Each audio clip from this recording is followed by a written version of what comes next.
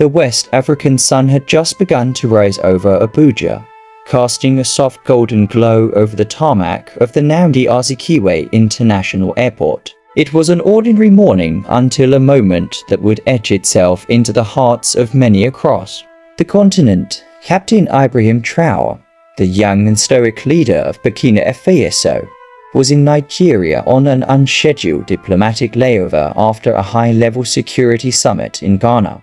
His team had arranged a quiet departure, avoiding fanfare, but God had planned an unexpected encounter.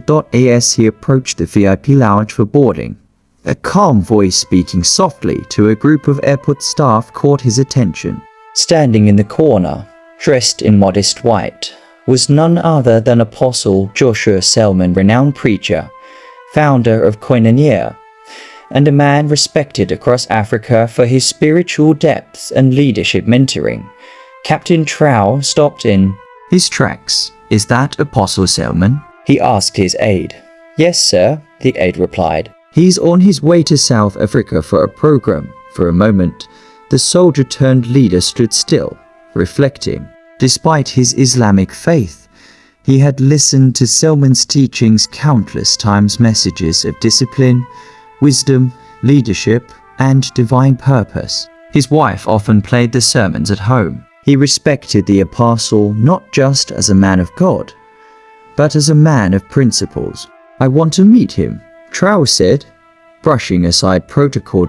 As the captain walked toward him, Apostle Joshua Selman noticed and smiled warmly, unaware of who he was. The young leader approached him with respect, bowed slightly, and extended his hand. "Sir, you are Apostle Joshua Selman?" he asked humbly. "Yes," Selman replied. "I am. And you are?" "I am Ibrahim Traore," he said with a smile, "President of Burkina Faso."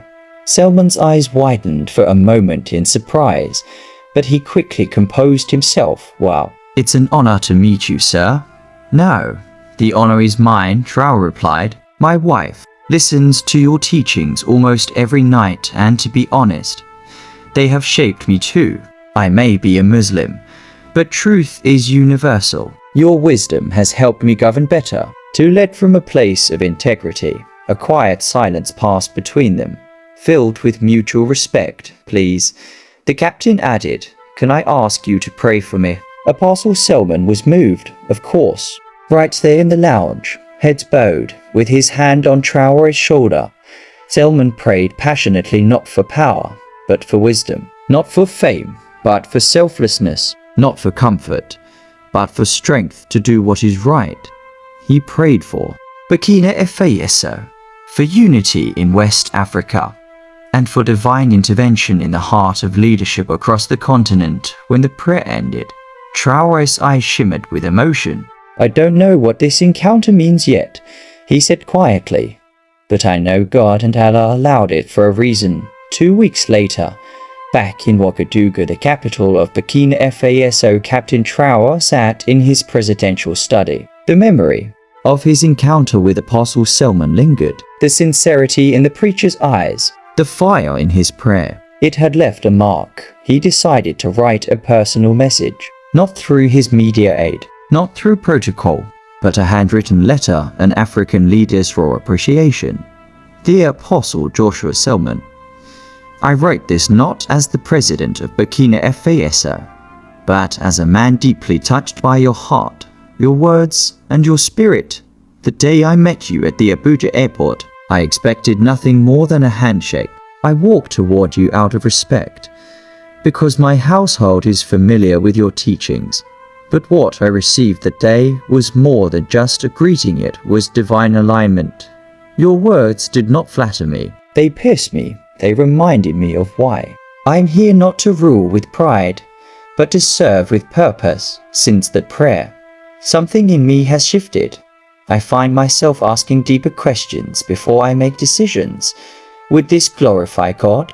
Would this benefit my people? Though I was raised a Muslim and continue to honor my faith, I must say, there is no denying the Spirit of God in you. I believe that when God places his hand on a man, it speaks across religions, languages, and cultures. That is what I felt in your presence. I have made many enemies. Leadership, especially in Africa, is not a soft journey. But your words gave me peace. You reminded me that true leadership is not measured by how many obey us, but how many lives we uplift. I would like to make a public invitation to you, sir. Come to Burkina Faso. Hold a leadership and spiritual awakening program here, something that brings together both Christians and Muslims, youth and elders.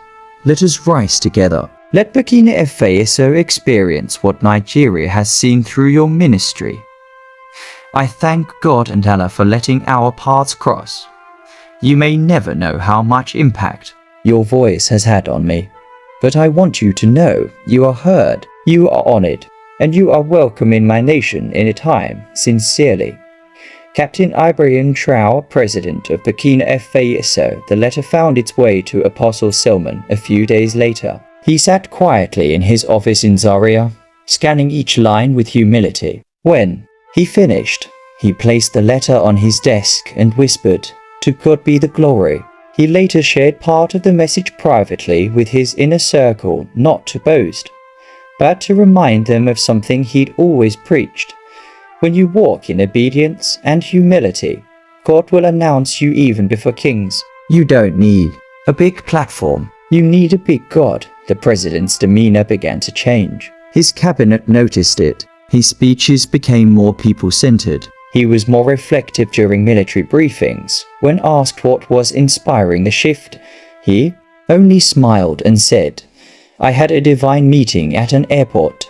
Soon, whispers began to spread across Ouagadougou that the president might be planning to host a cross-religious summit. Christian and Muslim leaders alike found common ground in the possibility. In a country that had been shaken by years of insecurity and division, a spiritual revival rooted in humility and wisdom was brewing, and at the center of it all, a Muslim soldier president and a Nigerian Christian preacher. The story of Captain Ibrahim Traore and Apostle Joshua Selman would eventually become a reference point in diplomatic and spiritual circles, a testimony that leadership transcends religion. Honor comes not from the approval of men, but from the hand of God.